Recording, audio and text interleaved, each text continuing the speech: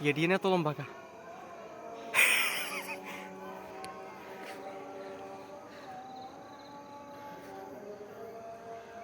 video ঢুকা ওরে বাবরে আইতেন যাত্রা করে উঠতে পারি আজকে ইন্দুকে ব্লগ স্টার হ্যালো গাইস কেমন আছো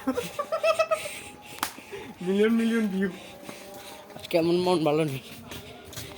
আমার ক্যামেরাম্যান ভালো না এটা আমি শুরু থেকেই বলছি এই মনে থাকছে মনে থাকলে কি